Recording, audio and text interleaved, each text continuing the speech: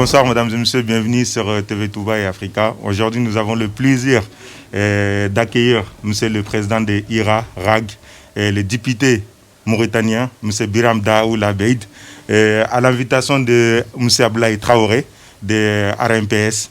Donc c'est un plaisir tout d'abord, monsieur le président, merci d'avoir répondu présent.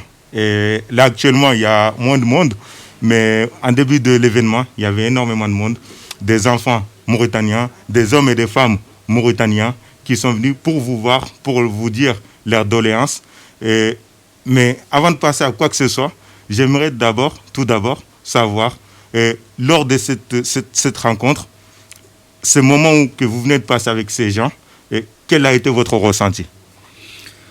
Mon ressenti, après avoir partagé ce moment de symbiose avec les populations mauritaniennes de Paris, la diaspora mauritanienne à Paris, je ressens encore le dédoublement du fardeau et de la responsabilité qui m'incombe à diriger avec fermeté sur les principes, mais avec responsabilité aussi et grande attention à la paix civile de mon pays,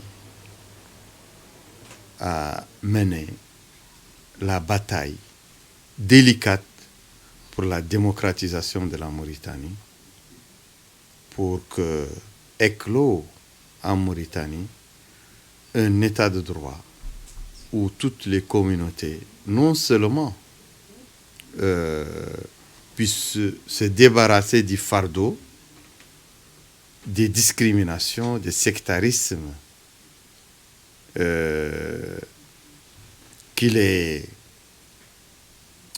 oppriment, mais aussi se débarrasser de ce cancer de l'esclavage qui ronge beaucoup de foyers, beaucoup de communautés, beaucoup de strates dans toutes les communautés nationales, que ce soit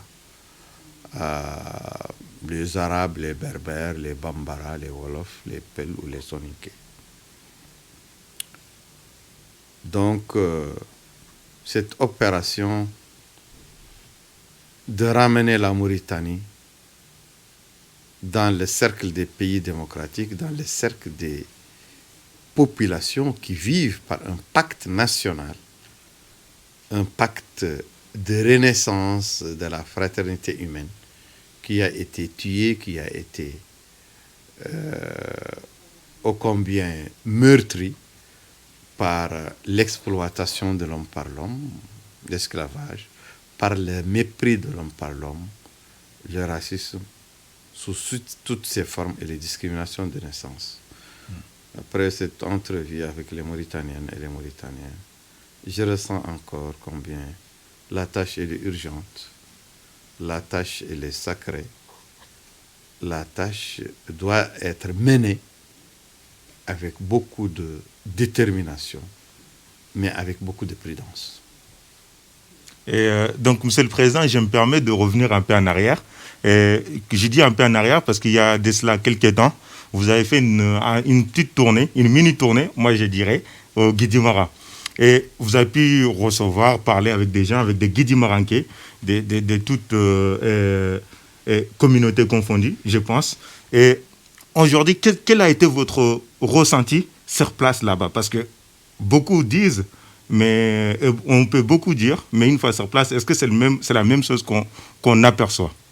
Ce que j'ai aperçu dans la société guidimankaise, c'est qu'elle est rongée par les mêmes phénomènes anachroniques qui rongent les communautés des autres régions. Les mêmes phénomènes qui plombent, qui anéantissent la fraternité, qui agressent l'homme dans sa dignité.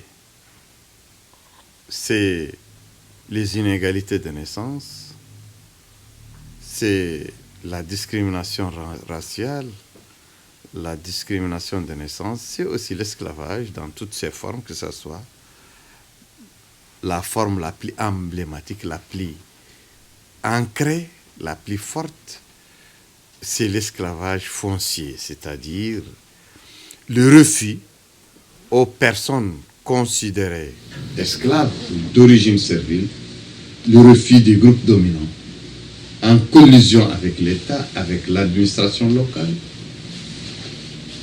le refus à cette personne de jouir du droit de la propriété foncière et de jouir d'une citoyenneté pleine, d'une appartenance pleine à la communauté villageoise.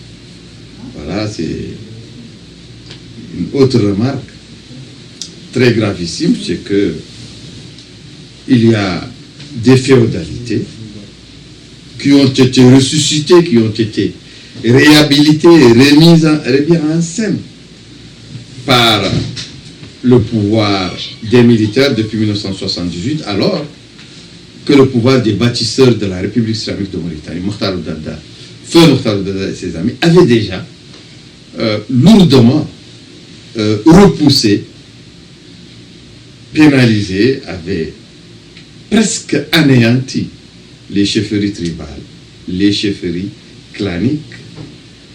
Mais en plus de ce réveil, de ce retour sur le devant de la scène, de cette remise en scène de ces féodalités dans toutes nos communautés nationales, il y a la création d'une féodalité bureaucratique qui est issue des hautes fonctions de l'État et qui s'est engraissée par la gabégie, par la corruption, par le clientélisme, et en collusion avec les féodalités claniques et tribales, ils ont fait un bloc d'un ordre socio-étatique en Mauritanie qui fait un écran entre les populations et l'État. Toutes les politiques de l'État, que ce soit le recrutement, que ce soit les politiques économiques, les politiques sociales, que ce soit même les nominations dans la haute administration et dans un conseil des ministres, et j'ai aussi dit le recrutement dans tous les ordres de l'État, que ce soit dans les différents corps de l'État. Cette classe s'accapare du pouvoir de redistribution de tout ce qui émane de l'État, que ce soit poste électif, poste dans la haute administration, recrutement dans les différents corps d'État, ou que ce soit aussi la distribution des terres. C'est elle le redistributeur, l'écran, le facilitateur, et elle fait la croix, une croix de transmission malhonnête entre l'État et les populations. Cet ordre est ancré, il a les pleins pouvoirs dans tous les villages, dans toutes les communes, dans tous les départements, tous les communes rurales, dans tous les départements.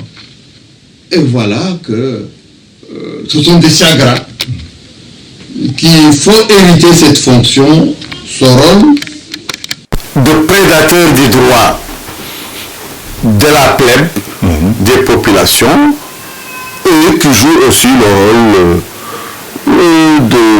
d'éminence grise de tous les régimes, de tous les chefs d'État. Et il faut que l'État mauritanien, dans ses sommets, et les populations puissent prendre en tenaille cette classe intrue, apocryphe, qui fausse toutes les données et qui met en mal le pouvoir face aux populations et met les populations en mal face au pouvoir. J'ai pointé du doigt ici que c'est cette classe qui est l'instigatrice des derniers événements dans la ville et le département d'Elkiz. Et voilà, elle ne cesse de faire des dégâts. Mais, Monsieur le Président, comme vous venez de le dire, depuis que la Mauritanie, la Mauritanie moderne, c'est-à-dire depuis l'indépendance, c'est-à-dire plus de 60 ans, on est toujours en face du même problème, la même problématique qui est la féodalité ou le clientélisme, pour dire les injustices, pour faire simple. Mais à ce jour, vous, monsieur les députés, parce que là je m'adresse aux députés, quelle est la solution et quelle doit être la solution, quelle pourrait être la solution? Parce qu'à ce jour, je pense que c'est ça qui intéresse tous les enfants, tous les hommes et femmes de la Mauritanie. La solution consiste à abolir cette classe qui freine, qui empêche, qui obstrue toutes les politiques publiques, qui obstrue, qui empêche l'arrivée, l'accession des populations aux services publics. Elle obstrue aussi la bonne marche du mécanisme démocratique parce qu'elle veut se faire élire dans les postes électifs, maires, députés, conseils régionaux et avant sénateurs, au détriment des populations. Donc il faut que cette classe, dont une frange importante sont les administrateurs de commandement, et qui fomentent des élections faussées dans toutes les circonscriptions en faveur de cette communauté de prédateurs de la République qui sont minoritaires, mais qui, par l'utilisation des symboles de l'État, l'utilisation des influences dans les rouages de l'État, de l'administration, de la justice, des forces sécuritaires, réussissent toujours à transformer leurs défaites en victoire par des subterfuges et par des chemins malhonnêtes, injustes. Donc il faut agir dans le sens que le pouvoir en place, que le président de la République sache que cette classe va l'amener là où elle a amené déjà les autres présidents qui sont partis en exil ou qui sont en prison comme son prédécesseur. Parce que c'est une classe extrêmement habile en matière de retournement de veste.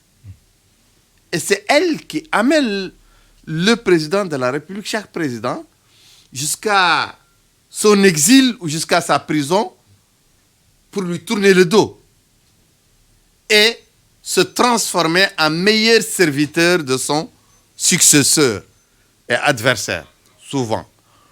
Donc, il faut que nous agissions, nous, comme on essaye de le faire, avec beaucoup de difficultés en marchant sur les œufs. Nous, dans le Coran Irak, on a accepté la main tendue du président Ghazouani pour être à la disposition de la légalité, de la paix, de l'ordre au cours de son mandat pour que lui-même s'engage dans un processus de véritable démocratisation des institutions d'arbitrage de la démocratie, dans un processus d'un véritable affranchissement des populations de cette communauté de Chagra qui s'interpose entre le pouvoir et les populations. Et si les institutions démocratiques sont viables, les compétitions démocratiques vont aboutir à un gouvernement libre, un gouvernement visionnaire, un gouvernement progressiste, un gouvernement rénovateur qui va entamer sa rénovation par écarter cette classe de Chagra du terrain d'empoisonnement des relations entre les populations et le pouvoir suprême. Monsieur le Président, je sais qu'on n'a pas énormément de temps, mais avant de se quitter, il y a 3 questions ou 3 sujets que j'aimerais que vous réagissiez dessus rapidement, parce que je pense qu'il y a l'un d'eux qui sont souvent revenus. Et la première est que Mohamed Ould Ghazouani, le président Mohamed Ould Ghazouani, est au pouvoir, cela fait 2 ans. Mais malheureusement, on voit qu'il y a toujours la problématique du recensement en Mauritanie et aussi au niveau de la diaspora. Aujourd'hui, des hommes et des femmes, je pense que vous pouvez me démentir si ce n'est pas le cas, qui disent qu'ils n'arrivent pas à se recenser, qu'ils ont tous leurs documents nécessaires, mais ils n'arrivent pas. Comment vous expliquez ça? Et qu'est-ce qui ne fonctionne pas ou qu'est-ce qui dysfonctionne dans l'État mauritanien, dans le système mauritanien de recensement? Parce que c'était le cas au temps des Aziz, c'est toujours le cas à ce jour, 2 ans après la prise du pouvoir du président Ghazouani.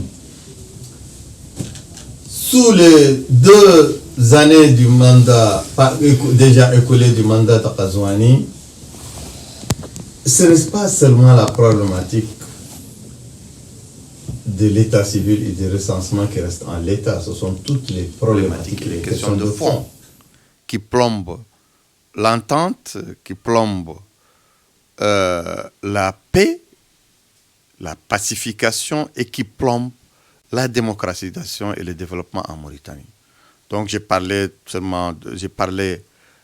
entre autres de la question de l'esclavage et de ses séquelles, de la question de la cohabitation, ou de ce que certains appellent passif humanitaire, épuration ethnique, ou tentative de génocide, le problème des terres, surtout les terres des domaines cultivables, des domaines ruraux cultivables.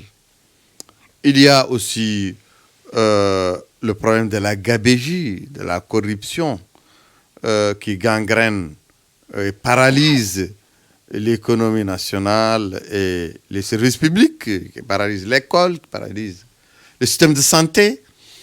Tout reste en l'état. Hein. Et je n'ai jamais perçu le président Ghazouani comme un révolutionnaire, comme un homme opposé à l'establishment. Mais je l'ai perçu, je l'ai vu comme un homme de paix.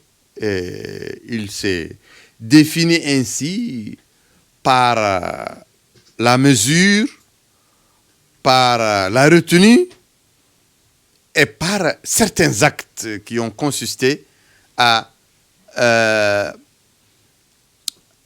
déminer le terrain des relations entre l'opposition et le pouvoir. Il a cassé la glace. Et il a permis à toutes les oppositions de pouvoir l'entendre et l'écouter. Il leur a permis de pouvoir avoir des rapports avec lui. Il a cessé les surenchères contre les opposants, contre les défenseurs des droits de l'homme. Il a cessé les chasses aux sorcières. Il a cessé l'instrumentalisation de la justice contre ses opposants. Tant bien que mal. Voilà, c'était un préliminaire, c'était une introduction qui nous permet, qui est alléchante pour nous combattants de la paix, hommes de paix, femmes de paix, pour nous qui sommes un mouvement de paix, un mouvement qui ne perçoit une autre forme de lutte qu'une forme légale, juridique, démocratique et pacifique. Voilà, nous avons, avec autant de rigidité, de combativité. D'Argne, on a combattu son prédécesseur qui était un agresseur. Nous avons, avec autant de détermination, opté aussi pour la main tendue qu'il a fait, pour les relations de paix, pour pouvoir solutionner. Voilà, et on a entamé avec lui des échanges. Mais je vous dis que jusqu'à maintenant, en dehors de la paix qu'il a donnée à tout le monde, à tous les opposants, il n'y a pas des avancées concrètes sur les questions de fond. Aucune avancée. Et ceci est dû, je le pense, à l'activisme de haut niveau qui est fait autour de lui. à travers une bonne partie de ses collaborateurs et des piliers de son régime qui sont des hommes et des femmes hostiles à toute avancée des Mauritaniens vers un état de droit, vers la cohabitation normale, vers un état sans corruption, vers un état sans esclavage, vers un état sans racisme, vers un état de droit, vers un état de bonne gouvernance. Parce que ça fait partie de leur...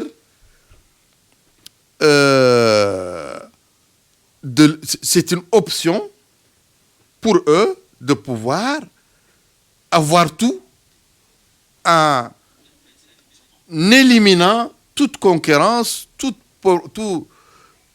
point de vue discordant autour d'eux, en évitant, en obstruant les mécanismes du pouvoir et du contre-pouvoir. C'est pourquoi ils veulent toujours un pouvoir d'une seule personne adulée, d'une seule personne qu'ils veulent mettre dans une situation d'une personne esselée, attaquée par tous. Et ce sont eux, les défenseurs, les sauveurs. Et bon, c'est cette situation que nous craignons. Nous craignons cette situation et nous continuons à garder l'espoir. Nous continuons à positiver. Nous continuons à penser que le président Kazouani pourra, au cours de cette troisième année, en ce début de sa troisième année, qu'il pourrait apporter quelque chose de nouveau qui nous permettra d'avoir le bout, qui nous amènera à désamorcer, comme on a désamorcé les relations qui étaient très tendues entre le pouvoir et l'opposition, désamorcer aussi les questions de fond qui taraudent les Mauritaniens et qui les empêchent de décoller. Et, Monsieur le Président, vous avez avant-dernière question, parce que je sais que vous êtes très occupé, vous êtes attendu. Et vous avez parlé d'espoir et d'espérance. Mais aujourd'hui, en Mauritanie, et je pense que beaucoup de Mauritaniens qui nous regardent, qui sont là-bas sur place, ils n'ont pas cet espoir-là. Et je m'explique. Aujourd'hui, les prix des denrées alimentaires sont en inflation. Et tout est plus cher. L'huile de 20 litres, c'est entre 10 et 12 000. Le sac de riz est à 17 000, 19 000 aujourd'hui, à l'heure où je vous parle. Et qu'est-ce que vous, monsieur le député, et aussi tous les autres députés, à leur nom, qu'est-ce que vous pouvez proposer et qu'est-ce que vous devez proposer à la population mauritanienne qui, au jour d'aujourd'hui, n'arrive plus vraiment à manger à sa faim? Bon. C'est au pouvoir de proposer une solution aux Mauritaniens. Moi, je suis dans l'opposition, je ne suis pas dans le pouvoir.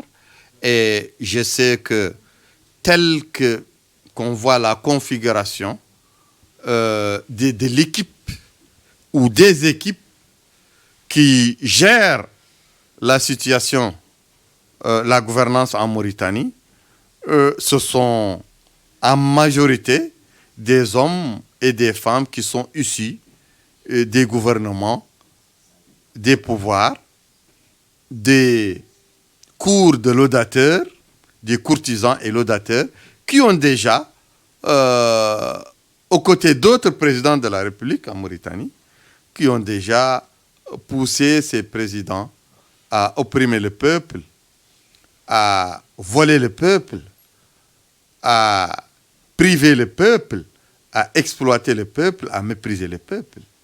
Et je sais que la majorité des gens qui sont autour du président Al-Ghazouani ne peuvent aller que dans ce sens d'oppression du peuple, de privation du peuple.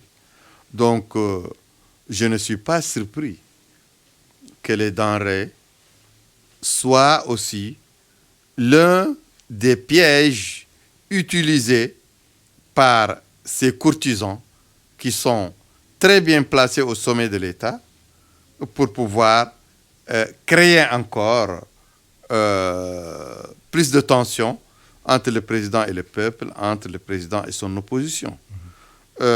Néanmoins, je sais et je le dénonce, la situation du pays est très alarmante. La montée en flèche des prix des denrées de première nécessité. Les populations souffrent, le chômage est galopant. Il y a pas d'école, il n'y a plus d'école, il n'y a plus de système de santé. La justice est délabrée, c'est une justice de classe, c'est une justice ethnique. Il n'y a plus de recours pour les Mauritaniens. Le seul recours, ce sont nous, les courants crédibles de l'opposition, et notre crédibilité, on doit la défendre. Et pour la défendre, il faut qu'on fasse notre ligne de démarcation entre nous et cette gouvernance économique, sociale, politique de ce gouvernement. Monsieur le Président, dernière question. Question qui risque de vous fâcher, parce que beaucoup de vos opposants, beaucoup de vos contradicteurs disent que Mohamed Ould Ghazouani a réussi à dompter Biram. Le discours de Biram est devenu lisse depuis que Ghazouani est au pouvoir. Il a réussi à le dompter. Qu'est-ce que vous répondez à ces opposants? Bon, le travers de beaucoup de Mauritaniens qui sont issus des communautés opprimés et qui se disent, qui revendiquent aussi qu'ils ont un pied dans l'opposition, leur travers, c'est ce que vous avez dit, ils sont des opposants, mais opposants à des opposants, comme moi. C'est ça le travers. C'est ça le premier travers, parce que notre stratégie, nous, est une stratégie de la première force de l'opposition en Mauritanie. La première force électorale de l'opposition, la première force de mobilisation, la première force diplomatique. Nous avons une aura internationale gagnée de haute lutte et par le travail dur, par le sacrifice. Nous avons aussi la confiance de larges pans de la population dans tous les coins du pays, dans toutes les régions, dans toutes les communautés, dans toutes les classes sociales. Nous avons des soutiens. C'est pourquoi le peuple nous a préparés à prendre le pouvoir, nous a donné la capacité de pouvoir créer l'alternance. Nous sommes la seule force politique, idéologique, qui peut battre le pouvoir en place. C'est une confiance que nous a donnée les populations. Notre responsabilité aussi dépasse seulement notre responsabilité vis-à-vis des populations mauritaniennes qui nous ont fait confiance. Mais elle les dépasse vers une responsabilité plus grande vis-à-vis des partenaires de la Mauritanie, vis-à-vis de tous les soutiens dans les institutions de droits de l'homme, gouvernementales ou non gouvernementales. Donc, on n'a pas à jouer le collégien.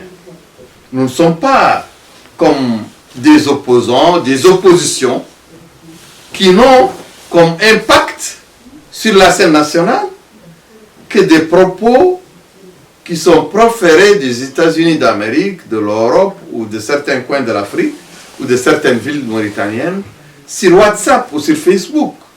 Non, nous sommes une opposition dans le réel. Nous avons des responsabilités, nous avons un espoir, l'espoir des populations à gérer. Nous avons un mandat des populations que nous devons diriger vers le but ultime qui est la prise du pouvoir. Et ceci nous invite et ceci nous oblige, nous, à parler avec le gouvernement, à parler avec le président. Ceci nous amène et nous oblige et nous met dans la responsabilité d'éviter les ruptures si ce n'est pas nécessaire. Ceci nous oblige aussi à éviter les confrontations sanglantes, à éviter le désordre. Voilà. Parce que ce n'est pas l'État qu'on veut, le pays qu'on veut gouverner, qu'on doit détruire. Donc nous sommes confiants. Et des personnes qui n'ont aucune responsabilité, qui n'ont aucune confiance des populations, qui n'ont aucun espoir de pouvoir obtenir 1%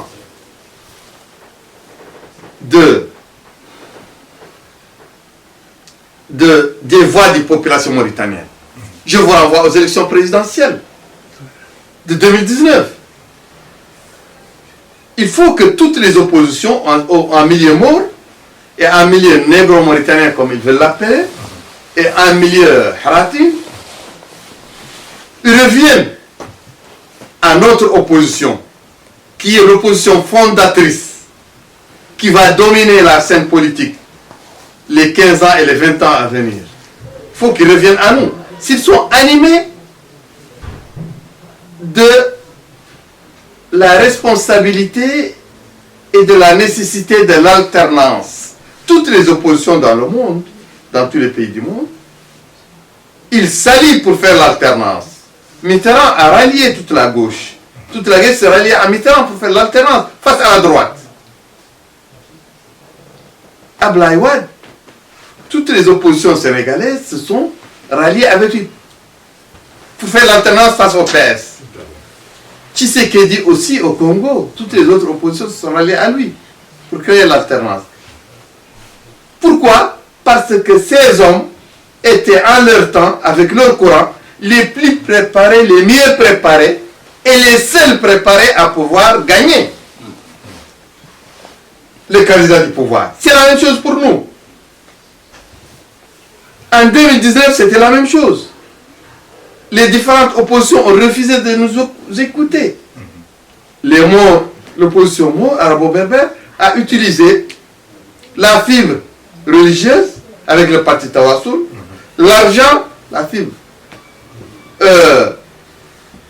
a utilisé aussi le symbole important et la force de frappe de l'argent avec Mohamedou. Voilà. Et ce sont deux leviers déterminants. Ils les ont utilisés pour pouvoir faire barrage à notre opposition. Et ont rallié l'ancien Premier ministre, c'est Mohamed Boubacar. L'opposition négro-mauritanienne a utilisé la fibre ethnique. Ils ont dit net de Kabandum. Ils ont dit, vous tous, vous devez voter seulement pour quelqu'un qui parle Peul. C'était ça leur programme, leur slogan.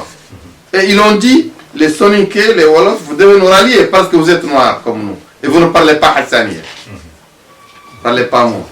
C'était ça. Ça a été utilisé contre nous. Le pouvoir a utilisé contre nous Mohamed Ould Abdel Aziz en candidatant Mohamed Ould Ghazouani. Il a utilisé contre nous la fibre suprémaciste arabo-berbère, la suprématie raciale, la menace du péril haratine, voilà, et nous étions pris en tenaille entre ces trois forces. Mais quel est le résultat? Nous sommes sortis haut la main. Et seul le coup d'État électoral qui a été fait le jour des élections nous a empêchés de prendre le pouvoir par les urnes. Monsieur le Président, je m'excuse, je suis désolé. Je sais que c'est super intéressant et j'ai encore énormément de questions, mais malheureusement, votre temps ne le permet pas. Donc, je vais devoir vous rendre aux gens qui nous attendent, aux personnes qui nous attendent. Et je reviendrai pour encore plus de questions parce que sincèrement, il y a énormément de questions. Et d'ailleurs, je pense je vais juste prendre des questions rapidement parce que je pense que ça doit être intéressant. Et donc, monsieur, je ne sais pas c'est quoi le nom, malheureusement j'ai un trou de mémoire. Donc, je souhaiterais apporter mon témoignage et soutien panafricain à notre frère Biram. Donc, voilà, merci beaucoup. Ouais, et en tout cas, merci beaucoup, monsieur le Président. On se dit sincèrement, Et vous n'avez pas énormément de temps, vous n'avez pas le temps et on doit se quitter et malheureusement. Mais les questions ne sont pas finies. Soyez-en sûrs, on reviendra pour bien approfondir ce sujet-là. Et on remercie aussi nos amis de Ablaye Traoré et RMPS, de l'association RMPS France, Moumi Traoré, et donc de TV Touba, Mamadou Sow, et Ibrahim. Moi, je l'appelle Ibrahim de Ira. Voilà, c'est comme ça que je l'appelle. Donc, merci beaucoup à vous tous. Et je pense que vous avez peut-être une réaction à faire rapidement. C'est une réaction spontanée et puis tout à fait naturelle. Je m'appelle Saïd Larifou, je suis avocat de profession et puis ministre des Affaires étrangères du gouvernement d'exil, de transition en exil des Comores. Bon, c'est juste pour apporter un témoignage fraternel à notre frère Biram.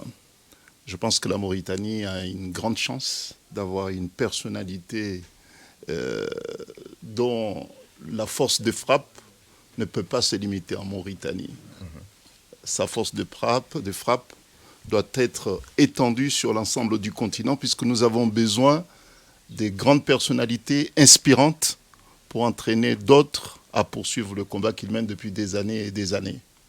Lorsque je l'entends parler, lorsque je vois ses œuvres, ses actions, reconnues partout dans le monde, sur tout le continent, je me suis dit non, il faut que nous les Africains, nous tirons aussi profit aussi de ses expériences et puis de sa vision, puisque nous avons besoin pour les décennies à venir des hommes qui se battent pour des principes qui seront élus par rapport à des valeurs. Et c'est pour cette raison que lorsque j'ai appris qu'il était là, j'ai laissé tout ce que j'avais à faire pour venir le voir. Et puis, voilà. Donc, vous avez la chance, la Mauritanie a une grande chance d'avoir une personnalité pareille qui est engagée dans la politique, puisqu'on peut s'engager seulement dans le combat de la société civile, mais il est engagé dans la politique pour faire valoir des valeurs. En Afrique, nous avons besoin, dans les prochaines décennies, voire même immédiatement, une alternance qui repose sur des projets, sur des valeurs, et non pas seulement sur des noms. Et tout, nous avons besoin des valeurs, nous avons besoin des principes. Sans cela, notre continent continuera d'être à la traîne. Bon, donc, c'est une réaction tout à fait spontanée. Monsieur le ministre, juste je sais que voilà, on n'a pas le temps. Et parce que moi, du coup, j'ai l'occasion d'avoir des grands hommes en face de moi. Est-ce que, par rapport au comment, aujourd'hui, vous connaissez Biram, vous avez entendu son discours, est-ce que ce discours n'est pas finalement plus large que mauritanien? Parce que je sais qu'au Comores aussi, la vie n'est pas tout à fait rose ou bleue, je ne sais pas. Donc, je peux vous dire une chose par rapport à Mauritanie et les Comores, c'est que notre frère a fait une lettre en tant que député panafricain. Cette lettre a fait un grand bien et puis un grand bruit dans le sens positif. Voilà, cette lettre a été largement répandue. Je peux vous dire qu'une grande partie de la population comorienne, lorsqu'ils ont vu cette lettre venant de notre frère, ceux qui sont opprimés, comme la plupart de nos frères mauritaniens, frères et sœurs mauritaniens, ont trouvé un écho venant de l'Afrique d'une grande personnalité. Bon, donc, je l'ai dit tout à l'heure, que sa force de frappe ne peut pas et ne s'arrêtera pas en Mauritanie, puisqu'aux prochaines élections, il ne sera pas seul. Il y aura des organisations et des personnalités africaines qui sont candidats aussi chez eux. Nous allons leur proposer une charte sur des valeurs telles qu'elles ont été défendues tout à l'heure, évoquées tout à l'heure par notre frère. Et ces candidats vont s'engager sur la base de ces valeurs. Donc nous aurons des présidents véritablement panafricains qui défendront les valeurs de l'Afrique et qui dégageront une nouvelle vision de l'Afrique. Et c'est pour cette raison que je disais tout à l'heure qu'aux prochaines élections, il ne sera pas seul, puisqu'il y aura des personnalités africaines, et il y aura aussi des personnalités politiques et des organisations de société civile africaines qui viendront sur place en Mauritanie, puisque la Mauritanie c'est l'Afrique, nous serons chez nous, pour demander à ce que les candidats panafricains qui incarnent une nouvelle vision, une rupture, il a évoqué tout à l'heure un mot qui m'a agréablement réveillé, lorsqu'il dit que, écoutez, lorsqu'on traverse des périodes extrêmement difficiles, il faut une ligne de démarcation. Il faut que les électeurs distingue avec précision les candidats sur la base des valeurs, sur la base des combats. Voilà, c'est le témoignage de Merci beaucoup. C'est un réel plaisir. Et c'est exceptionnel, c'est donc merci. Merci.